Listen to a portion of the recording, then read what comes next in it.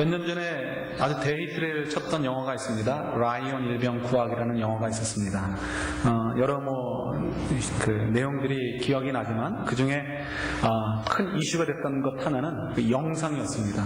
영상과 그 음향이 너무나 그 리얼하게 그 당시에 그 전쟁의 참화 속에서 벌어지는 그 전쟁의 그 잔혹함, 그것을 잘 표현했다고 해서 굉장히 센세이션을 일으켰던 영화이기도 합니다.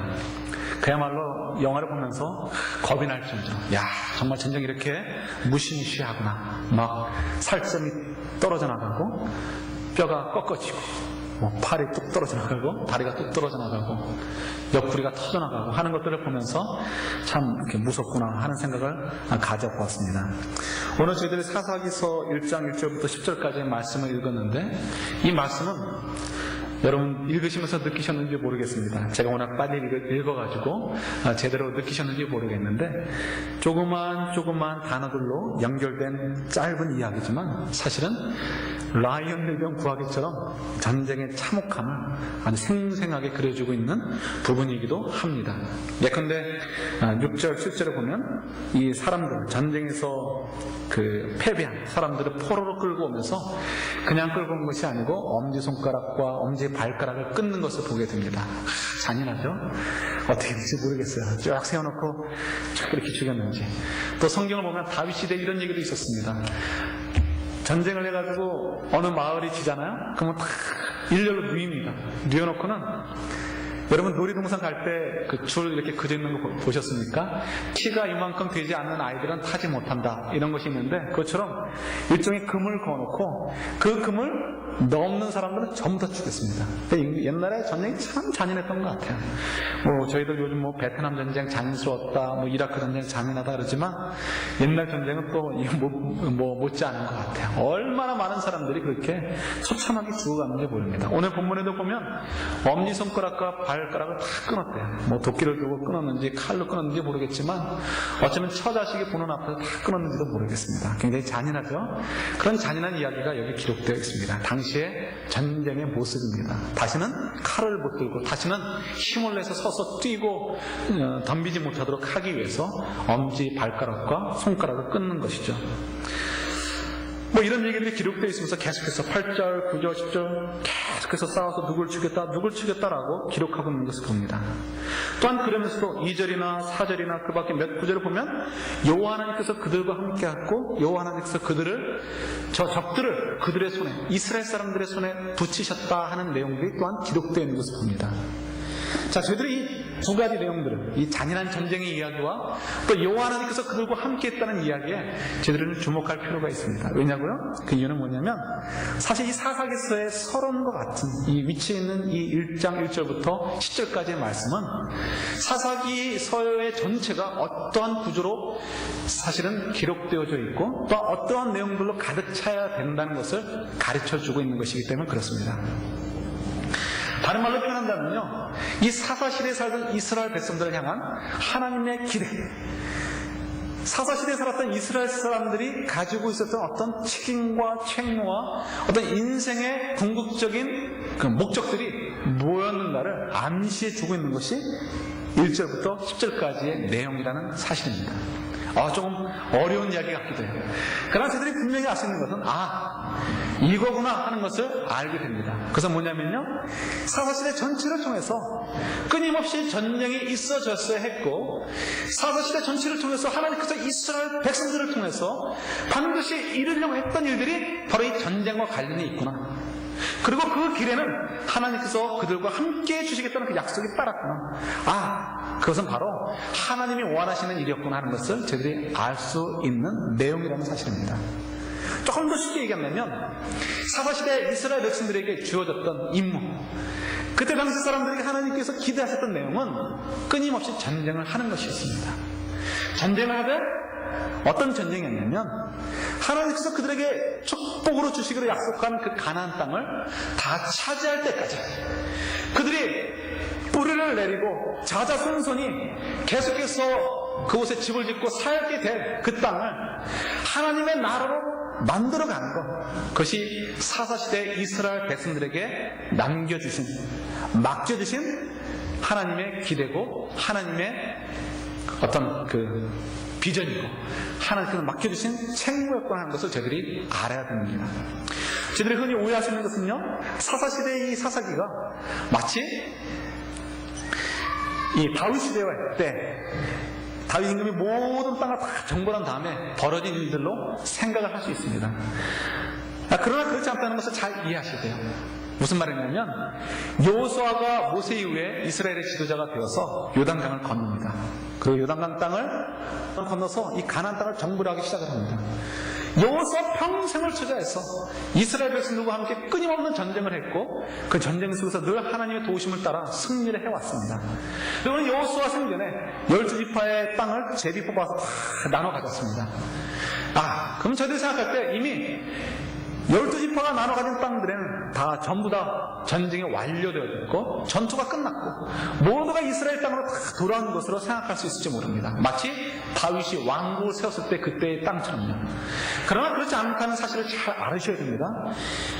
사울 임금 때까지, 이 사사시대로부터 사울 임금 때까지 끊임없이 전쟁이 있을 수밖에 없었던 이유는 다윗이 이 이스라엘을 완전히 정벌할 때까지 끊임없이 이 이스라엘 땅에는 가나안 사람들과 이스라엘 사람들이 섞여 살면서 네가 힘이 있다, 내가 힘이 있다 라고 싸웠던 시대가 바로 이 사사시대입니다.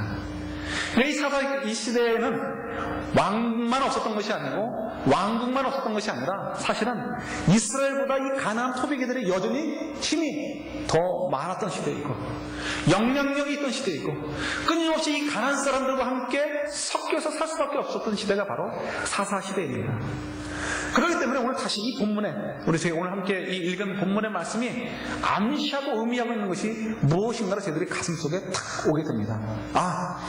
이 사사기 시대, 이 사사시대에 과연 이스라엘 사람들이 해야 됐던 것은 끊임없이 전쟁을 통해서 전투를 통해서 하나님이 주신 그 땅을 완전히 정복하는 것이 이 이스라엘 사람들이 해야 될 일이었구나 하는 것을 다시 한번 이 서론적인 1절부터 10절까지 말씀을 통해서 저희들이 확인하게 됩니다. 이 말씀은요, 저희들이 오늘 살아가는 저희들에게 주시는 말씀이기도 합니다. 그래서 이 말씀을 가지고 저희들이 오늘날 저희들에게 하나님께서 기대하시는 것이 무엇인가 한번 생각해 보려고 합니다. 제가 대학교 1학년 때 들었던 수업들이 있습니다.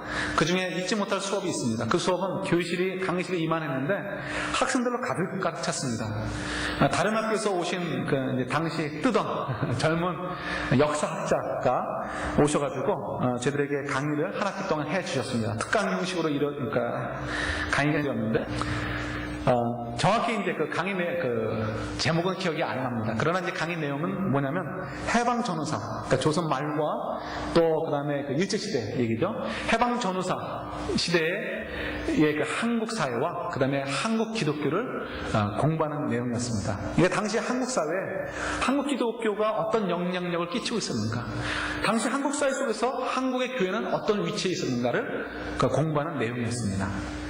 그 공부를 하면서 얼마나 기분이 좋고 자부심이 있고 내가 그리스도인이라는 것이, 내가 교회를 다닌다는 것이 얼마나 정말 감사했는지 모릅니다. 왜냐고요? 당신은 여러분 잘 아시는 것처럼 이 해방 전후 시대는요 얼마나 암흑기였습니까? 민족의 암흑기였고 국가의 암흑기였습니다. 나라도 잃어버렸죠. 일제시대 속에서 얼마나 탄압을 많이 받았습니까? 얼마나 욕보는 일들이 많았습니까? 조선의 모든 민족들이, 모든 백성들이 소망을 잃고 희망을 잃고 인생의 어떤 목표와 방향성을 알지 못하고 방황했던 때가 바로 그 시대였습니다. 그때 교회가 나서가지고 무엇이 우리들의 소망이고 무엇이 우리의 국가와 민족의 희망이고 무엇이 우리들이 가야 될 방향인가를 알려줬던 역할을 했던 것이 바로 조선시대 말기 또 해방 전후사의 한국의 기독교였고 교회였습니다. 그래서 유명한 얘기가 있죠. 토끼 모양의 저희 지도를 그려놓고 거기다가 당시에 3.1절 운동이 봉기가 일어났던 곳을 점을 찍어 놓습니다. 그리고 또 다른 지도를 그려놓고요, 거기다가 그때 당시에 교회가 활발하게 활동을 하고 또 교회가 세워졌던 곳을 점을 찍습니다. 그리고 이 두 지도를 딱 접히면요 놀랍게도 일치하게 됩니다. 지도가 일치하는 게 아니고 그 점이 일치하는 거예요. 그래서 뭘 얘기하냐면 3.1운동이라는 그 운동 하나도 전부 다 교회가 앞장서가지고 교회가 메시지를 줘가지고 교회가 이렇게 살 것이 아니고 우리들이 하나님을 바라보면서 하나님께서 우리를 구원해 줄 것을 바라보면서 우리가 독립의 운동을 해야 된다라고 외쳤던 것이 교회입니다. 그래서 정말 얼마나 자랑스러운지 몰라요. 여러분 잘 아시는 것처럼 한국교회가 60년대, 70년대, 80년대 초반을 거쳐서 엄청나게 부흥을 하였습니다. 성장을 했습니다. 그러나 사실은요, 한국교회의 그 토대를 쌓고 한국교회가 지금 이만큼 세계 속에 영향력을 끼칠 수 있고 그만큼 부흥할 수 있었던 그런 파운데이션을 세울 수 있었던 것은 다른 게 아니라 바로 이 해방 전후사 시대, 일제시대 한국의 교회가 무엇이 민족과 국가의 장래이고 무엇이 소망이고 무엇이 희망인가를 가르쳐주고 보여줬기 때문에 그때 수많은 교회들이 이미 뿌리를 내리기 시작했고 수많은 사람들이 교회에 대한 좋은 이미지를 갖게 되었기 때문에 한국교회가 오늘날 이와 같이 성장할 수 있었다는 사실을 기억하셔야 됩니다. 그런데요, 일제시대 당시 해방전후사 시대에 한국교회에 하나님께서 맡겨주셨던 기대를 한국교회 성도들과 교회들이 잘 감당했습니다. 그래서 한국사회, 한국민족의 희망과 소망을 줬을 뿐만 아니라 놀라운 복음의 전파도 있었어요. 그러나 80년대 이후에 한국교회나 성도들에게 하나님께서 기대하시는 음성들을 잘 듣고 따라가고 있는가에 대한 질문들을 해보아야 되는 것 같습니다. 불행하게도 80년대 이후에는 한국교회가 정체를 하기 시작을 합니다.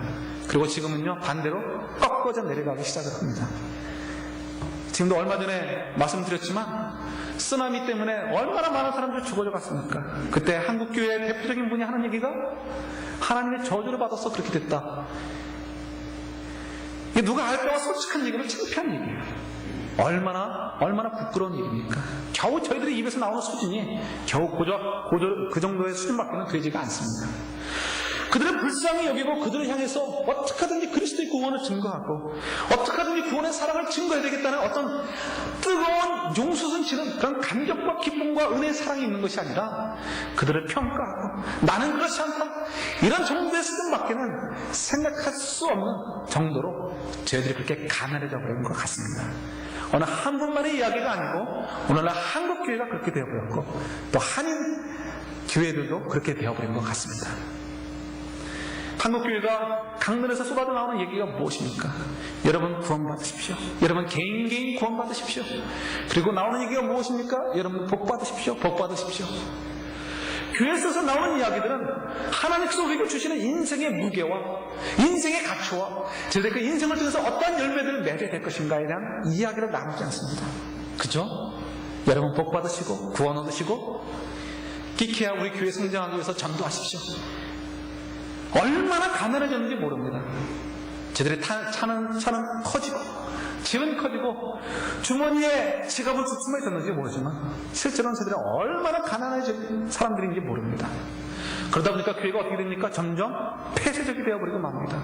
다른 사람의 관심을 갖지 않습니다.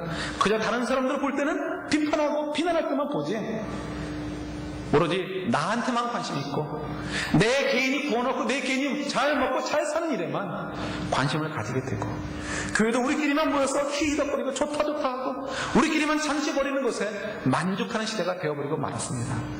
그러다 보니까요, 통계적으로 4명 중에 1명이 기독교인인 것이 한인사회지만 그러나 한국 사회를 보면 도대체 교회가 있는 사회인지 아닌지 구분이 안 될 정도로 너무나 도덕적으로 문란해져 버리고 너무나 소망이 없는 그런 나라가 되어버린 것 같습니다. 그리고 교회는요, 점점 작아져가고 점점 그 영향력을 잃어가고 점점 사회 속에서 그 리더십을 잃어가고 있는 것이 오늘날의 현주소가 아닌가 생각합니다. 그런 면에서 사박서 1장 1절부터 10절의 말씀은 저희들에게 어떤 좀 야성적이고 좀 동물의 왕국에서 보는 것처럼 좀 정화되지 않은 좀 날카로운 칼들로 저희들에게 다가오는 말씀으로 이 아침 받게 됩니다. 저희들도요, 좋은 왕궁에서 좋은 음식 먹고 마시면서 그저 히히덕거리고 즐기기 위해서 그리스도께서 우리에게 찾아오시고 우리에게 생명을 주시지 않았다는 사실을 기억하시기 바랍니다. 하나님께서 저희들에게 이 풍요로운 땅을 허락하신 것, 풍요로운 삶과 생명을 주신 것은 저희들 하여금 사사시대의 이스라엘 백성들처럼 또 해방 전후사 시대의 한국 교회와 성도들처럼 고난을 무릅쓰고라도 정복을 해가면서 저희들 주변에 있는 땅들을, 주변에 있는 그 삶의 터전들을 하나님의 나라로 바꾸도록 정복해 가도록 하기 위해서 저희들을 부르셨다는 사실을 기억할 수 있기를 소원합니다. 여러분, 하나님 나라에 대한 이해를 좀 잘 하셔야 됩니다. 하나님 나라는 무엇일까? 언뜻 생각할 수 있습니다. 저희들이 이 커뮤니티를 생각한다면 주변에 믿지 않는 70%, 80%, 90%가 넘는 믿지 않는 사람들에게 전도지를 갖고 와서 전도하고 복음을 전하고 어떻게든지 교회에 와서 예수 그리스도를 맞이하도록 하는 것 맞습니다. 그것도 중요한 역할입니다. 중요한 부분입니다. 그러나 저희들이 잊고 있는 부분이 있는데 그것은 어떤 면에서 더 많은 부분이고 더 중요한 부분일 수 있습니다. 그것은 뭐냐면 눈에 보이는 땅만 넓혀가는 것이 아니고 눈에 보이는 숫자만 늘려가는 것이 아니라 눈에 보이지 않는 땅을 넓혀가는 것이고 눈에 보이지 않는 숫자를 늘려가는 것이 사실은 하나님 나라의 비밀입니다. 하나님 나라는 뭐냐면요, 조금 어려운 개념일 수 있지만 잘 알으셔야 됩니다. 하나님 나라는 교회가 하나님 나라가 아니고 또 어떤 특정한 미국 땅의 하나님 나라가 아니라 하나님의 이름이 존귀하게 여김을 받고 높여지고 하나님을 두려워하고 하나님을 사랑하고 그래서 하나님의 말씀대로 모든 것이 이루어지도록 인정되어지고 그렇게 또 움직여지는 것이 바로 하나님 나라입니다. 예? 그러니까 이 교회라 할지라도 만약에 저희들이 서로 사랑하고 하나님 말씀대로 서로 의롭게 하고 거짓말하지 아니하고 남을 미워하지 않고 격려하고 위로하고 서로 덕되는 이야기들을 하면서 함께 달려가면 저희 교회는 분명히 하나님 나라입니다. 그러나 만약에 저희들이 부분적으로 싸움이 있고 다툼이 있고 용서가 없고 거짓말이 횡행하고 미워하는 마음이 횡행한다면 저도 그 부분들은 하나님 나라가 아니고 사단의 나라로 넘어가는 것입니다. 교회만이 아니죠. 가정도 마찬가지입니다. 가정에서 부부간에 서로 힘겨루기만 하는지 이기적으로 내 것만 챙기려고 하는지 아니면 정말 진실된 사랑으로 서로를 용납하고 서로를 높여주고 서로를 존귀하게 여기는지 아닌지를 돌아보셔야 됩니다. 만약 그런 모습들이 있다면 여러분들의 가정은 하나님 나라입니다. 그러나 만약에 여러분들의 가정 속에서 끊임없이 아직도 유교의 전통을 따져서 내가 세니 네가 세니 이런 얘기를 한다든가 뭐 서로 자기 이기적인 욕심을 채우기 위해서 서로 싸운다면 이미 여러분들의 가정은 하나님 나라가 아니라 사단의 나라로 변화되어 있다는 것을 알으셔야 됩니다. 가정만이 아니에요. 저희들 개인도 마찬가지입니다. 개인도요, 얼마나 사는 것이 힘듭니까? 여유가 없어요. 마음속에 여유가 없는 것 정도가 아니고 저들이 원치 않은 것들로 가득 차 있습니다. 미워하는 마음, 욕심, 간, 또 뭐가 있습니까? 또 뭐 질투하는 마음, 카운트할 수 없고 셀 수 없을 만큼 너무나 다양하고 많은 죄악들이 우리들 마음속에 가득 차서 저들을 얼마나 괴롭게 하는지 모릅니다. 그래서 금요일날 저들이 성경 공부할 때 어느 장로님이 간증을 했는데 로마서 7장을 가지시고 은혜를 받으셨대요. 근데 그 간증이 참 저들의 마음에 와닿습니다. 왜냐고요? 저들도 그렇게 동일한 고백을 할 수밖에 없기 때문에 그래요. 로마서 7장을 보면요, 사도 바울이 고백을 합니다. 오라 나는 공고한 자다. 오라 나는 공고한 자다. 내가 정말 원하는 것을 하면서 살고 싶은데 내 자신을 돌아보니까 깜짝 놀랐다는 거예요. 왜냐고요?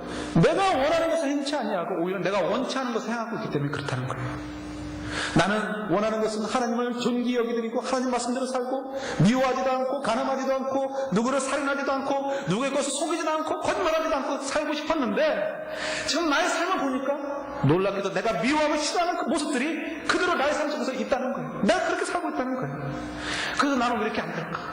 나는 왜 이렇게 안 될까? 나는 정말 포기할 수밖에 없는 존재인가? 그래서 나는 오라 공고한 자다 라고 고백하고 있는 것을 봅니다. 그래서 로마서 7장을 잘 이해하셔야 돼요.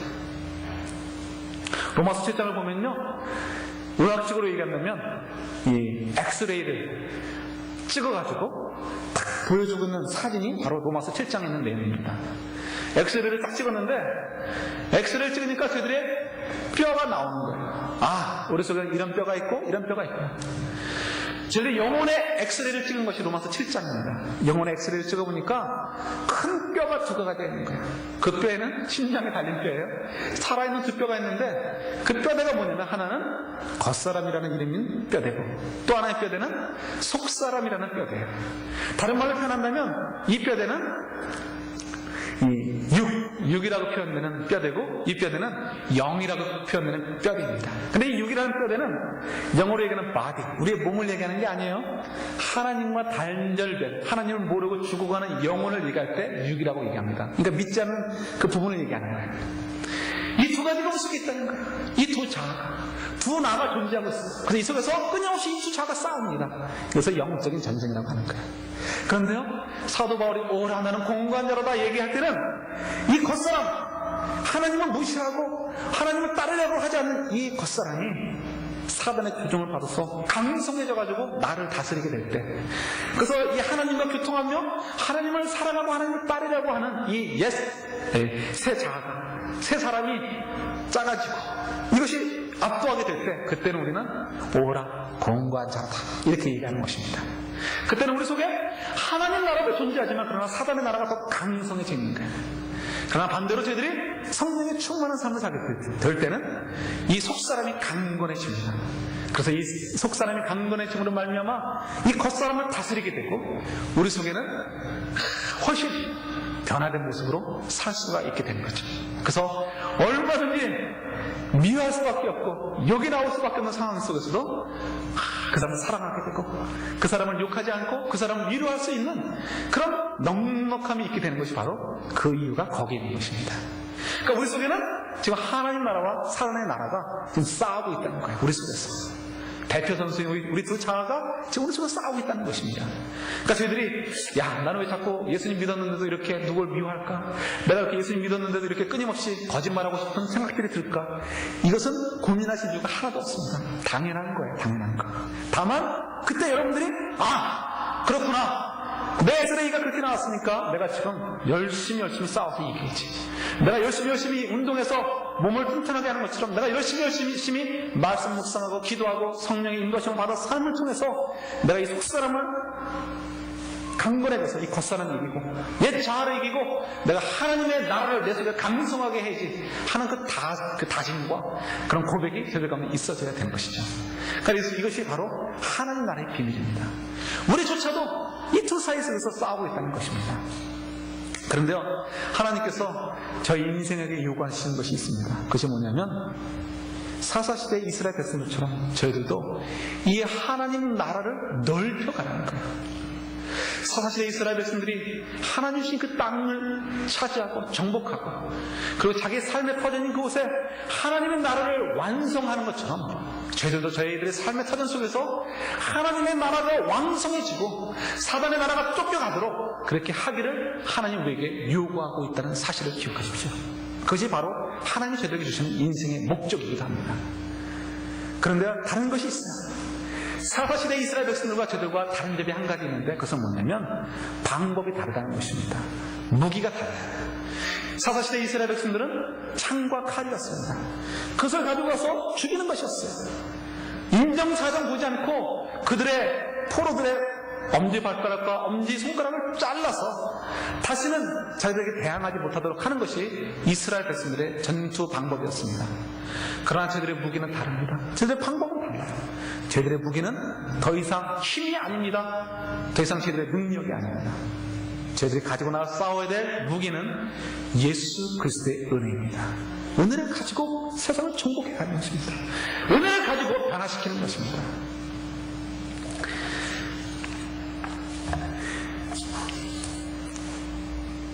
저희 속담에 곳간에서 인심이 난다.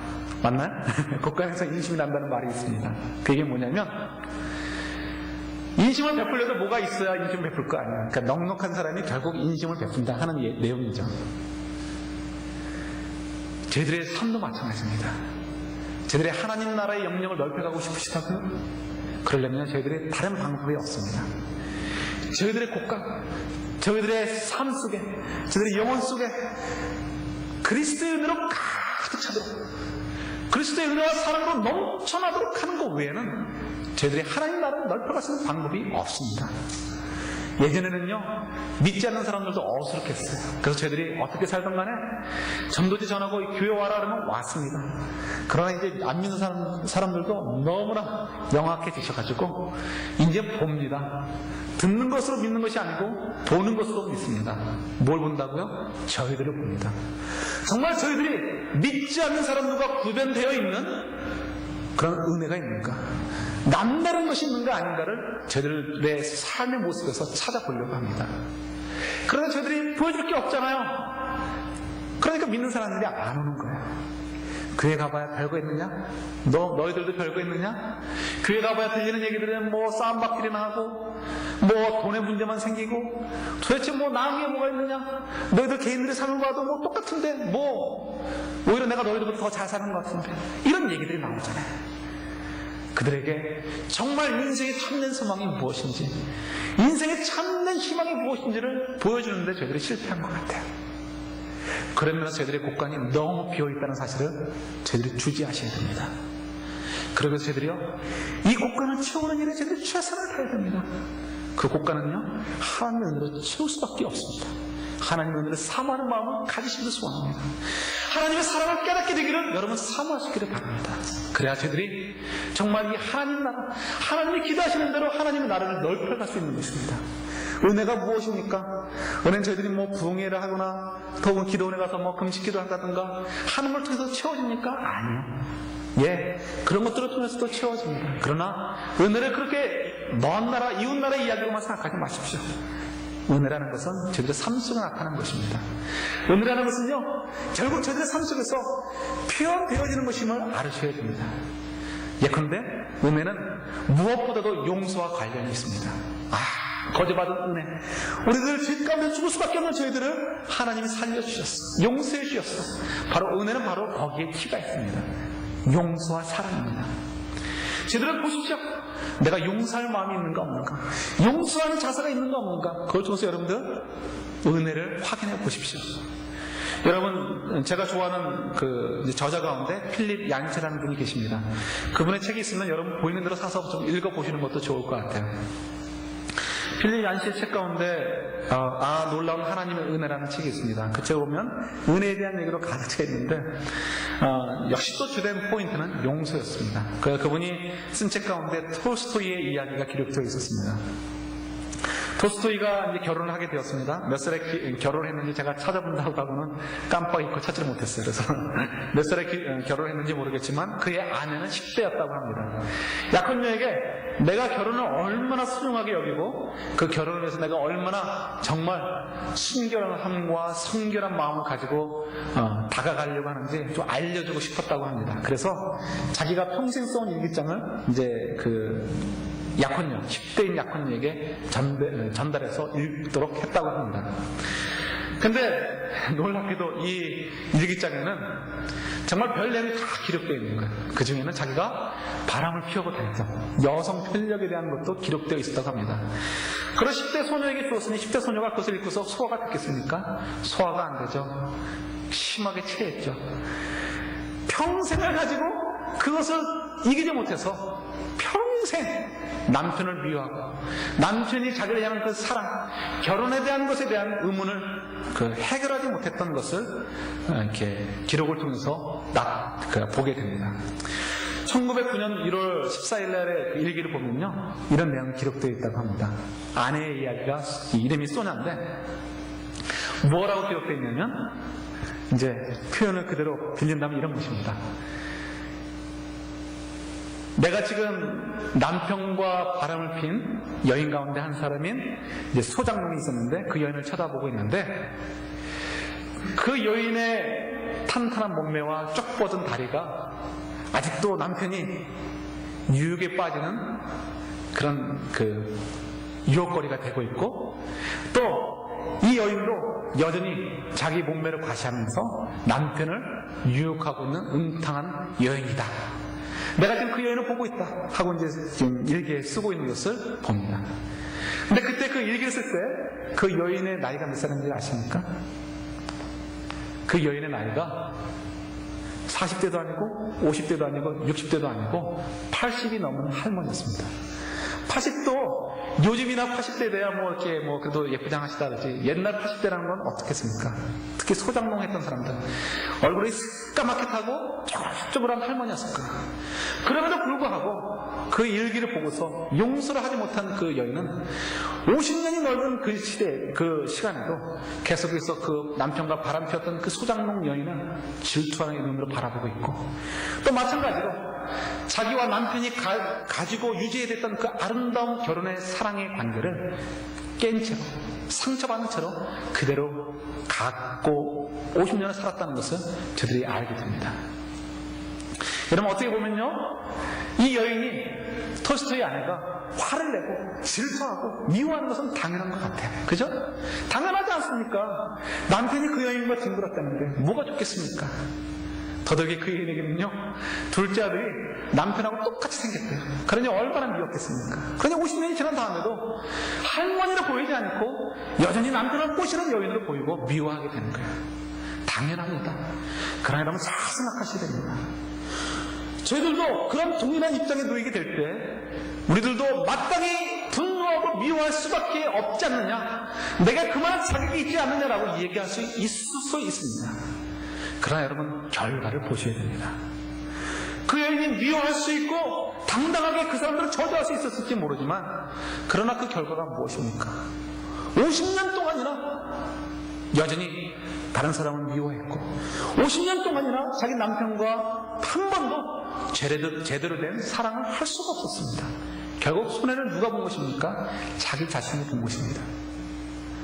저희들도요, 삶을 살면 이런 일들이 얼마나 많이 벌어집니까?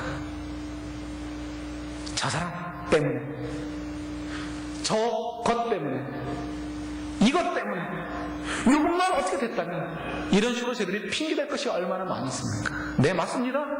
얼마든지 핑계댈 만한 내용들이고 얼마든지 여러분들이 변명을 댈 만한 내용들입니다. 그러나 저희들이 핑계대고 저희들이 주장할 수 있는 것들을 주장하다 보면 결국 저희들의 인생은 남는 것이 하나도 없이 결국은 이 톨스토이 아내처럼 평생을 그렇게 저주받은 인생으로 살게 되고 말 것입니다. 여러분, 어떤 삶을 살기를 원하십니까? 사사시대 이스라엘 백성들을 기억하십시오. 그들은요, 하나님께서 기대하시는 것들을 위해서 첫 걸음은 잘 시작을 했습니다.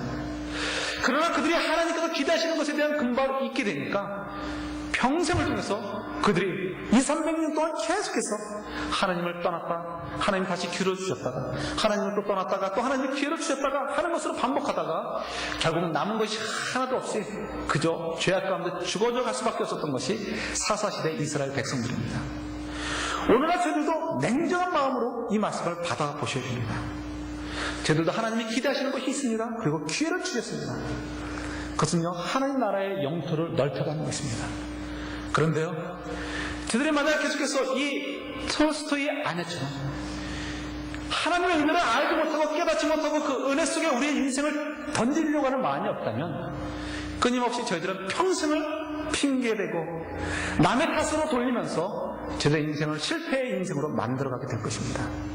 그래서 저희들의 인생을 실패하는 인생이 아니라 성공하는 인생, 특별히 하나님 앞에 서는 그날 당당하게 서기 위해서 저희들의 삶 속에서 하나님의 영토를 마음껏 넓혀가야 되는데, 그러기 위해서는 저희들이 하나님의 은혜를 마음껏 누려야 된다는 사실을 저 여러분들 이 아침에 받을 수 있기를 소원합니다. 찾아 읽지는 않겠습니다. 마태복음 18장 말씀에 보면요, 임금과 신하의 이야기가 나옵니다. 신하가 임금에게 큰 돈을 평생을 일해도 갚을 수 없는 돈을 빌렸습니다. 갚을 길이 없습니다. 임금님이 그것을 알고서 용서를 해줍니다. 그런데 그 용서를 받고 돌아오는 길에 자기에게 정말 푼돈에 지나지 않는 조그마한 돈을 빌린 친구를 보게 됩니다. 그 친구가 갚을 수 없으니까 조금만 여유를 달라고 얘기합니다. 이 신하가 여유를 주지 않습니다. 화를 냅니다. 그리고 그 친구를 교도소로 넘기게 됩니다. 그 이야기를 들은 임금님이 화가 나서 그 신하를 잡아다가 이제 교도소에 넣었다 하는 이야기가 로마서 18장에, 마태복음 18장에 기록되어 있습니다. 여러분, 이 말씀을 잘 깨달으셔야 됩니다. 저희들의 삶 속에서 오늘날 저희들이 어떤 삶을 살고 있습니까? 우리는 저희들이 평생을 일해도 갚을 수 없는, 저희들이 무슨 방법을 쓴다 할지라도 갚을 수 없는 큰 은혜를 하나님으로부터 받았습니다. 그런데 그 은혜를 저희들이 어떻게 나눠주고 있습니까? 제가 볼 때 안 그런 것 같아요. 저 자신도 마찬가지인 것 같아요. 조금만 저기 해도 계산합니다. 조금만 저기 해도 다른 사람을 용서하지 못합니다. 그리고 더 당당합니다. 저 사람이 저래서 그런 건데 왜? 뭐가 잘못이냐는 거예요. 예, 일견 맞습니다. 그러나 그것은 얼마나 미련한 얘기인지 모릅니다. 저희들이 적어도 예수 그리스도의 은혜를 깨달았다면 그런 얘기가 나올 수 없는 것입니다. 제가 아는 분의 이야기를 한 가지 알려드립니다. 어느 젊은 권사님이 계십니다. 조그만 비즈니스를 하셨습니다. 아주 기프트 샵 같은 그런 샵을 운영을 하셨는데 직원들이 많이 있었습니다.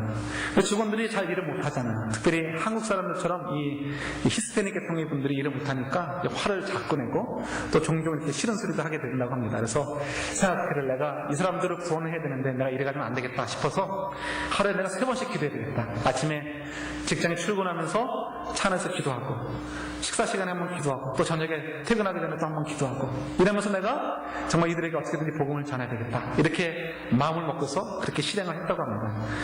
그리고 운전하고 오면서 하나님 오늘도 제가 직원들을 용서하면서 품어주면서 근데 하나님의 주신 은혜를 나누게 해주십시오라고 기도하면서 갔습니다. 그리고 문 닫고 내려서는 5분도 안 돼서 또 화내게 되고 그죠? 그게 저희들의 삶이잖아요. 그분은 빠릿빠릿한 분이거든요. 굉장히 아주 똑똑한 분이세요. 그런데 자기만큼 일을 못하잖아요. 특히 한국 사람과 달리 히스패닉 계통 사람들은 굉장히 좀 일이 뜸하시잖아요. 마음은 착하신데 대신 좀 일이 좀 무디고 좀 이렇게 손이 좀 느리잖아요. 그러니까 얼마나 화가 납니까? 불이 나고 또 화를 내고 화를 냅니다. 그럼 또 후회하고. 그래서 그분이 하는 얘기가 3번 기도해서는 안 되겠다 싶어서 자기가 물을 자주 마시는데 이제는 물 마실 때마다 기도해야 되겠다. 그렇게 마음을 먹고서 물 마실 때마다 기도한다는 거예요. 물 마실 때마다. 그러면서 이제 그런 얘기를 이제 고백했던 것을 들은 적이 있습니다. 여러분, 저희들이 좀 이런 것이 필요한 것 같아요. 정말 어떻게든지 저희들이 하나님의 은혜를 기억하고 어떻게든지 정말 나의 삶과 생각 속에서 하나님 주신 은혜가 얼마나 크고 놀라운 것인가를 자꾸 반복해서 생각하고 그것이 우리들 것으로 넘치도록 우리 삶 속에 넘치도록 하는 것이 저희들에게 얼마나 소중한 일인지 모릅니다.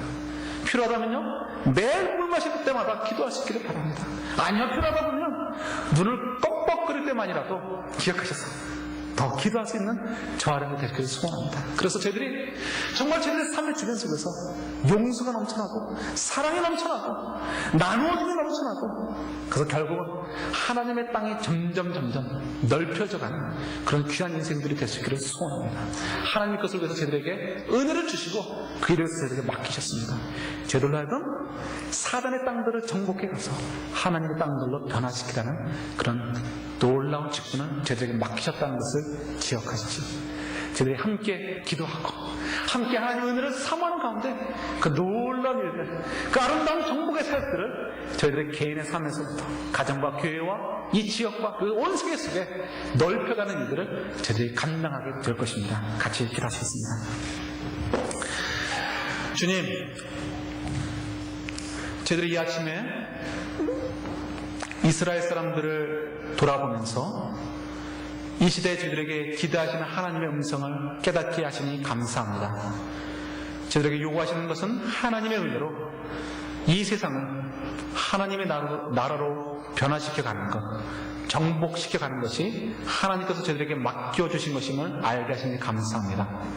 다른 방법이 있는 것이 아니고 저희들이 하나님의 은혜를 깨닫게 되고 그 은혜를 누리고 그 은혜를 만끽하게 될 때 저희들이 변하고 가정이 변하고 교회가 변하고 결국은 세계가 변하게 될 것임을 또한 알려주시니 감사합니다. 저희들이 물 마실 때만이라도 기도하고 한수만 있다면 늘 하나님의 눈치를 보며 하나님의 기준에 따라 살 수 있는 저희들 되게 하셔서 그 은혜를 마음껏 누리고 나눌 수 있는 저희들 될 수 있도록 은혜 내려 주시옵소서. 오늘도 정복해 가는 저희들의 복된 삶이 될 수 있기를 소원하며 예수님의 이름으로 기도드립니다. 아멘.